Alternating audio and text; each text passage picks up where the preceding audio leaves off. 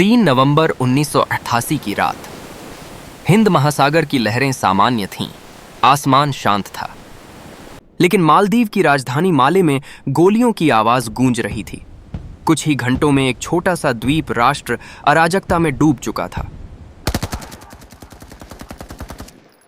राष्ट्रपति भवन पर हमला हो चुका था। सेना के कुछ हिस्से बागियों के कब्जे में थे।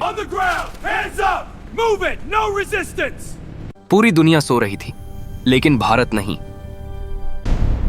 यह कहानी है ऑपरेशन कैक्टस की, एक ऐसा गुप्त सैन्य मिशन जिसने सिर्फ 16 घंटों में इतिहास बदल दिया। 3 नवंबर रात करीब 4 बजे सैकड़ों हथियारबंद भाड़े के लड़ाके समुद्र के रास्ते माले पहुंचे। वे पर्यटक नहीं थे, वे छुट्टियां मनाने नहीं आए थे।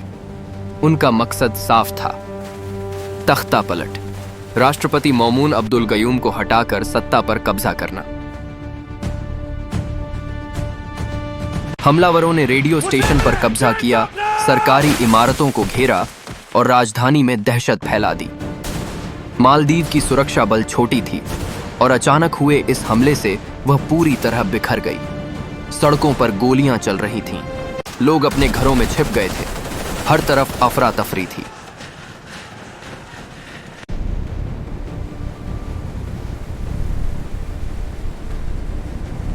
राष्ट्रपति मौमून अब्दुल गयूम किसी तरह एक सुरक्षित जगह पर पहुंचे। उनके पास समय बहुत कम था। उन्होंने कई देशों से मदद मांगी, अमेरिका, ब्रिटेन, श्रीलंका, लेकिन सबसे पहले प्रतिक्रिया आई भारत से। दिल्ली में उस समय प्रधानमंत्री राजीव गांधी थे। रात का समय था, लेकिन खबर मिलते ही उच्च स्तरीय बैठक बुलाई गई। सवाल था, क्या भारत हस्तक्षेप करेगा? क्या यह किसी दूसरे देश के आंतरिक मामले में दखल होगा, या यह हिंद महासागर में स्थिरता बनाए रखने की जिम्मेदारी थी? निर्णय लेने में ज्यादा समय नहीं लगा। भारत ने तय किया, मालदीव को अकेला नहीं छोड़ा जाएगा। समस्या यह थी कि मालदीव भारत से लगभग 2000 किलोमीटर दूर था, समुद्र के बीच एक छोटा सा द्वीप। वहां तक सैनिक कैसे पहुंचेंगे, और क्या तब तक राष्ट्रपति सुरक्षित रहेंगे? भारतीय वायुसेना को तुरंत अलर्ट किया गया। भारतीय पैराट्रूपर्स को तैयार रहने का आदेश मिला। रात के अंधेरे में बिना ज्यादा शोर किए जवानों ने अपने हथियार उठाए। उन्हें नहीं पता था कि जमीन पर क्या हालात होंगे। उन्हें सिर्फ इतना बताया गया, एक दोस्त देश को आपकी जरूरत है। विमान रनवे पर तैयार खड़े थे। कुछ ही घंटों में सैनिक हवा में थे। यह सिर्फ एक सैन्य उड़ान नहीं थी, यह एक दौड़ थी, समय के खिलाफ।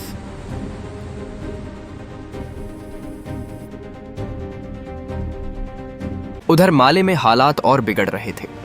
हमलावर राष्ट्रपति को ढूंढ रहे थे। अगर वे पकड़े जाते तो शायद कहानी यहीं खत्म हो जाती। लेकिन राष्ट्रपति मौमून अब्दुल गयूम लगातार अपनी लोकेशन बदलते रहे। वे एक जगह ज्यादा देर नहीं रुके। भारतीय विमान रात के अंधेरे में मालदीव के ऊपर पहुंचे।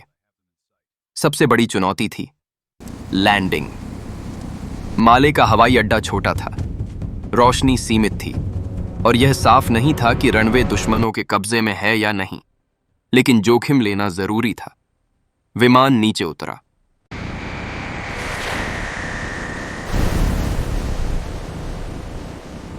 भारतीय पैराट्रूपर्स ने तेजी से रनवे पर कब्जा किया।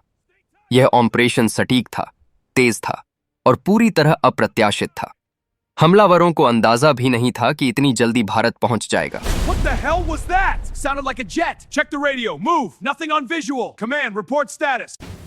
भारतीय सैनिकों ने शहर की ओर बढ़ना शुरू किया। हर गली, हर मोड़ पर खतरा था।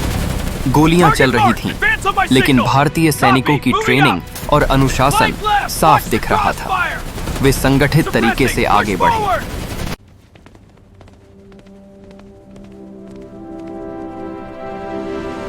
They're closing in. We have to go now. What? Who's coming? No time. Move. I'm coming.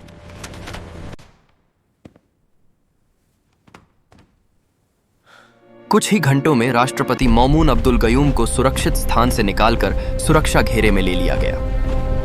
यह मिशन का सबसे अहम हिस्सा था।